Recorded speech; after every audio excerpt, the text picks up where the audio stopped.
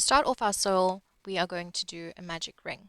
So I'm not going to go slowly this time because hopefully you have learned how to do a magic ring after the last video tutorial.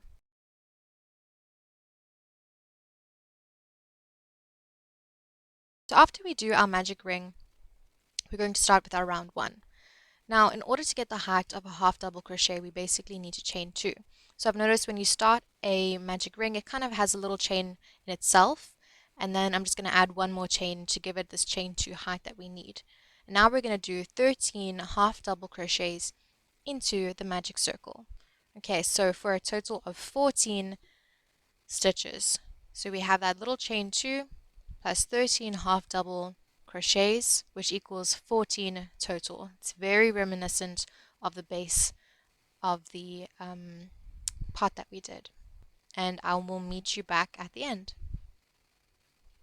Once you've finished, what we're going to do is slip stitch into the top of that chain 2 that we made. Something to keep in mind is we do want a little hole for your soil. So we don't want to pull our magic circle tight. We want a little hole so that our leaves can come through. So we're going to slip stitch into that top chain 2 stitch that we made previously. Now for the next round, we are going to increase to a total of 28 stitches, which means we have 2 double crochets in each stitch.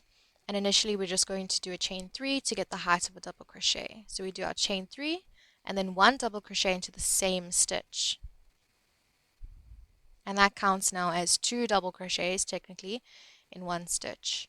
And from then on we just do 2 double crochets into every single stitch for a total of 28.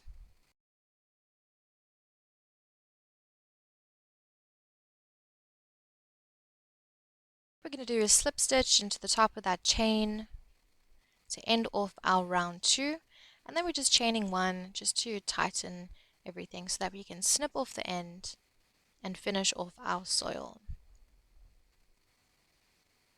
You can see that we need that little hole in the middle as well. It's important because our leaves need to be woven through that hole, so I'm opening it up. To end off, I'm just going to weave through that one thread, kind of back, forth, just like the pot. And I'm actually going to tie the 2 threads at the back together just to ensure there's a knot and that it's tight. And I'm going to cut it off. Remember to use all the offcuts from your yarn as stuffing for the pot, so we don't need to go by stuffing.